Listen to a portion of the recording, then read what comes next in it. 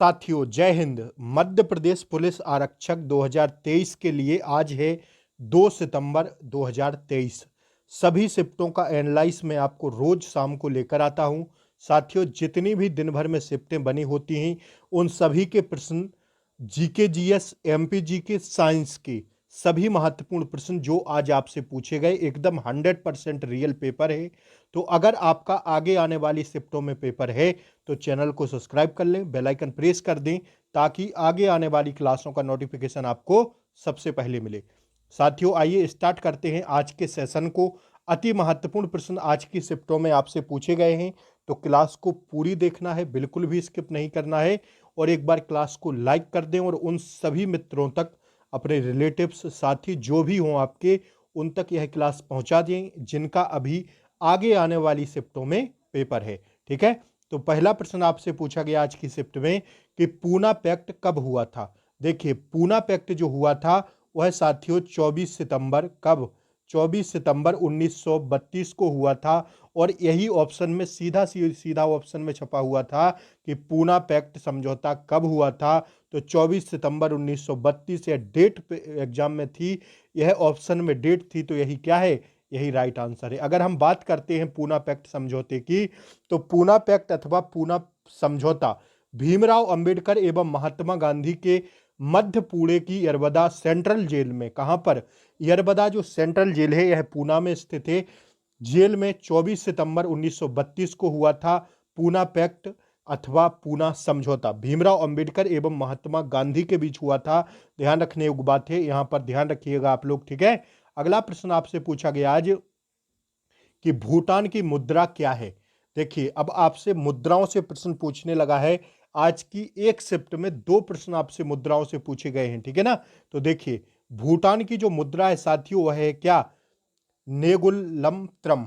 ठीक है, नेगुल त्रम है भूटान की मुद्रा। अगर बात करते हैं नेपाल की तरह ही भूटान में भी भारतीय मुद्रा स्वीकार की जाती है। ठीक है, जैसा नेपाल में भारतीय मुद्रा को स्वीकार किया जाता है ऐसा भूटान में भी किया जाता है।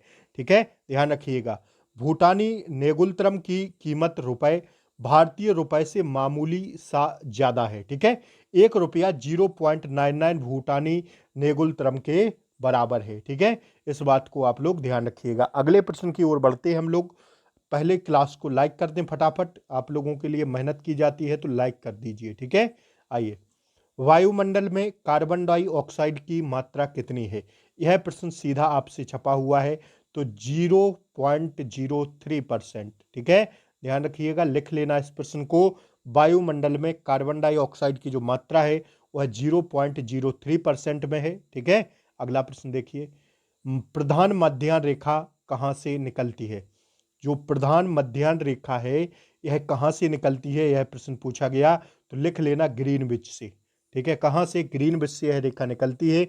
अति महत्वपूर्ण प्रश्न आज आपसे पूछा गया है। ठीक है, आइए, अगर बात हम लोग ग्रीनविच मध्याह्न रेखा की करते हैं तो पृथ्वी पर 0 डिग्री देशांतर पर खींची गई मध्याह्न रेखा प्रधान मध्याह्न रेखा, प्रधान मायोत्तर या ग्रीनविच रेखा कहलाती है। इस पॉइंट को जरूर लिखिएगा। पृथ्वी पर 0% देशांतर पर खींची गई मध्याह्न रेखा प्रधान मध्याह्न रेखा, प्रधान यामोत्तर या ग्रीनविच रेखा कहलाती है। दुनिया का मानक इस समय इसी रेखा से निर्धारित किया जाता है। अगर बात करते हैं दुनिया का जो समय है, जो हम समय देखते हैं, अगर उसको डिनोट करना हो तो किससे करते हैं, उससे हम लोग ग्रीनविच रेखा से उस सिग्नल को मिलाया जाता है। बा दुनिया के सारे समय को एकत्रित करके किससे, ग्रीनविच रेखा से दर्शाया जाता है। इस पॉइंट को जरूर लिखिएगा।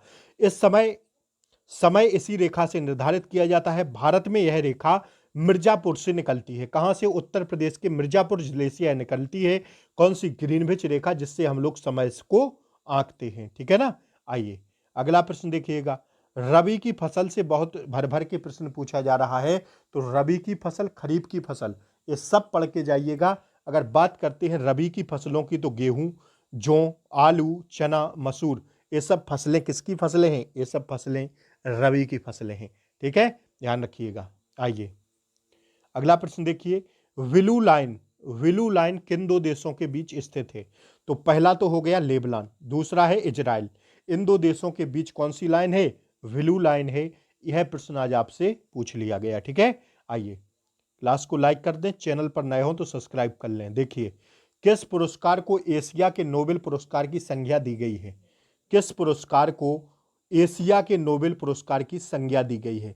तो रेमन मैक्स के अवार्ड जो है इसको क्या दी गई है?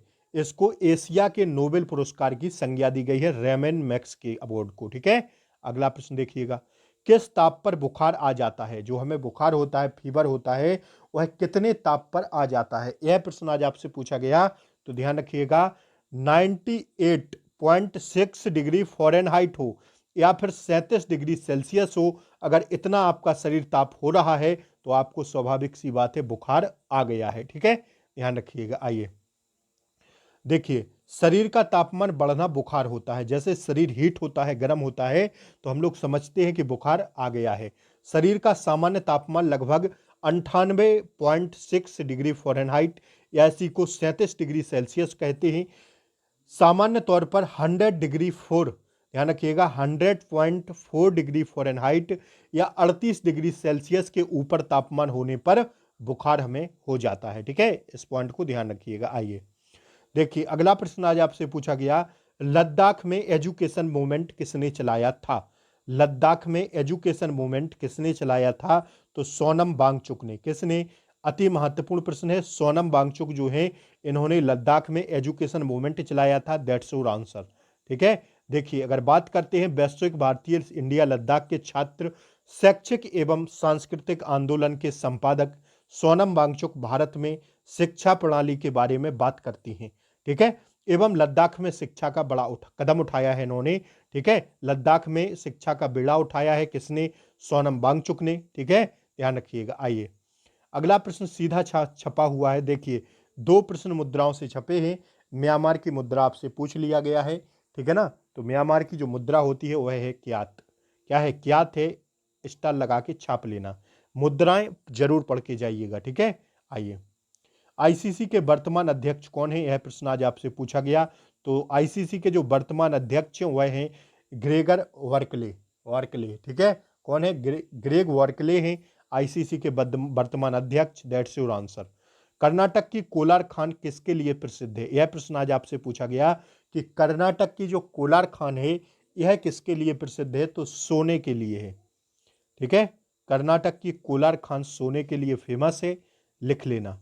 कांग्रेस और मुस्लिम लीग के बीच समझौता कब हुआ था? दिसंबर, छापते हुए चलिएगा, दिसंबर 1916 में कांग्रेस व मुस्लिम लीग के बीच क्या हुआ था? समझौता हुआ था। यह प्रश्न आज आपसे पूछा गया। अगला प्रश्न साथियों, इतने ही प्रश्न आज के थे। शिफ्टों में जितने भी प्रश्न मिल पाए हैं उतने हमने आपको करवा दिए हैं। ठीक है ना, आज के लिए इतना ही, फिर कल मिलते हैं किसी अन्य क्लास के साथ। देखिए, आपसे पेपर में एक टॉपिक पूछ रहा है, वह एक टॉपिक हम आपको कल सुबह कवर करवाएंगे। ठीक है, जो साथियों मध्य प्रदेश के महल, ठीक है, ध्यान रखिएगा जितने भी मध्य प्रदेश के महल हैं उसकी क्लास में कल सुबह लूंगा। तो आप लोग चैनल को सब्सक्राइब कर लें, बेल आइकन प्रेस कर दें ताकि उस क्लास का नोटिफिकेशन आपको सबसे पहले मिले। महलों से प्रश्न पूछ रहा है, किस राजा ने बनवाए, किसने महलों का निर्माण करवाया? तो महलों से भर भर के प्रश्न पूछे जा रहे हैं, कल की शिफ्ट में भी बने थे। ठीक है, तो मैं वह क्लास कल करवाऊंगा। तब तक के लिए जय हिंद, टेक केयर, बाय बाय, अपना ध्यान रखें, नमस्कार।